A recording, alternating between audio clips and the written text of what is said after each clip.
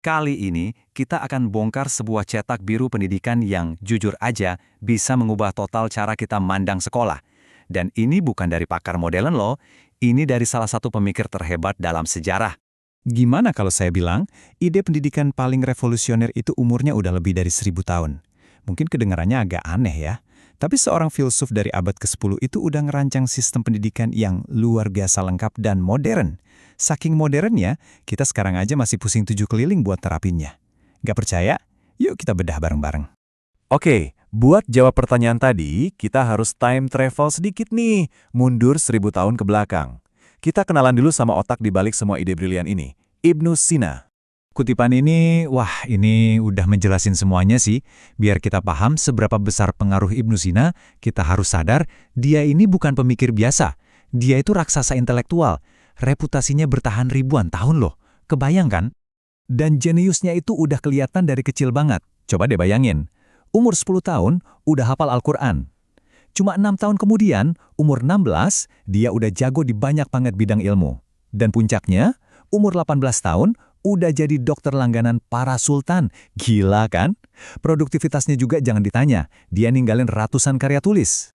Nah, di dunia barat, dia lebih dikenal sebagai Avicenna. Jabatannya keren, Bapak Kedokteran Modern. Karyanya itu jadi kitab suci kedokteran selama lebih dari 600 tahun. Tapi, nah ini dia yang sering banget kelewat. Di balik kehebatannya sebagai dokter yang nyembuhin fisik, tersembunyi sebuah filosofi yang wow, brilian banget buat nyembuhin pikiran dan jiwa. Lewat apa? Lewat pendidikan. Oke, jadi buat apa sih ribet-ribet bikin sistem pendidikan? Tujuan akhirnya apa? Jawabannya mungkin bakal bikin Anda kaget, saking sederhananya. Tujuannya adalah kebahagiaan. Ibnu Sina nyebutnya sa'adah. Tapi ini penting ya, ini bukan sekedar happy-happy biasa, bukan senang sesaat.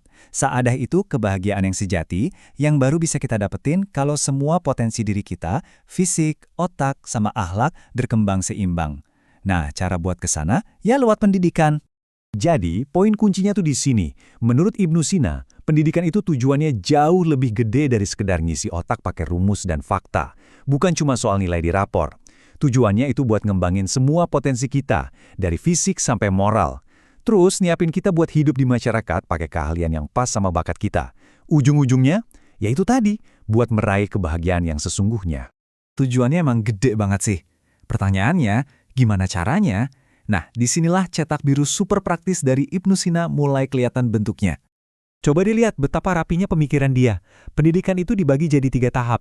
Tahap 1, buat anak umur 3-5 tahun, fokusnya ke karakter dan main, bukan calistung. Tahap 2, umur 6-14, baru deh masuk ke ilmu-ilmu inti. Nah, tahap 3, ini nih yang paling gokil. Mulai umur 14 tahun ke atas, pendidikannya disesuaikan total sama bakat dan minat anak. Ini kan personalized learning. Ide dari 1000 tahun lalu loh. Ujung-ujungnya, tujuannya itu buat ngebentuk yang dia sebut insan kamil atau manusia paripurna. Eits, bukan berarti sempurna tanpa cacat ya, tapi sempurna dalam keseimbangannya. Fisiknya sehat, otaknya cerdas, akhlaknya mulia, komplet deh. Oke, kurikulumnya udah jelas ya, keren banget. Tapi gimana cara ngajarinnya? Nah, siap-siap kaget karena metode-metodenya ini terasa modern banget. Pertama, diskusi. Diskusi. Dia percaya belajar itu harus aktif. Murid itu dikasih masalah buat dipecahin bareng-bareng, bukan cuma duduk manis dengerin guru ceramah. Lanjut, demonstrasi. Buat hal-hal yang butuh skill, kayak nulis misalnya, guru itu harus ngasih contoh langsung, nggak bisa cuma teori doang. Dan ini yang paling luar biasa menurut saya, magang. Dia nyuruh murid-muridnya, apalagi yang belajar kedokteran, buat gabungin teori sama praktik langsung di lapangan. Ini kan konsep internship dari 1000 tahun yang lalu. Nah, tabel ini ngerangkum semuanya dengan jelas. Ada metode talqin yang intinya pengulangan buat ngapalin, mirip kayak latihan soal kita. Terus ada diskusi yang kayak pembelajaran kolaboratif zaman sekarang. Ada magang yang ya internship. Terus keteladanan alias guru jadi role model. Dan penugasan yang mirip banget sama project based learning atau PR. Jelas banget kan? Ide-idenya ini sama sekali nggak kuno. Oke, di bagian terakhir ini, kita bakal lihat kenapa pemikiran Ibnu Sina ini bukan cuma cerita dongeng dari masa lalu, tapi relevan banget sama perdebatan pendidikan kita hari ini. Biar makin kebayang uniknya, coba kita bandingin sama pemikir hebat lainnya, Al-Ghazali. Kalau Al-Ghazali itu pendekatannya lebih ke spiritual. Nah, Ibnu Sina lebih nekenin pendekatan yang rasional dan logis. Menggabungkan akal sama moral, biar jadi manusia yang siap terjun ke masyarakat. Dua-duanya sama-sama penting loh. Tapi, pendekatan Ibnu Sina yang praktis dan rasional inilah yang bikin dia relevan banget sampai sekarang. Jadi, kesimpulannya, inilah warisan abadi dari Ibnu Sina.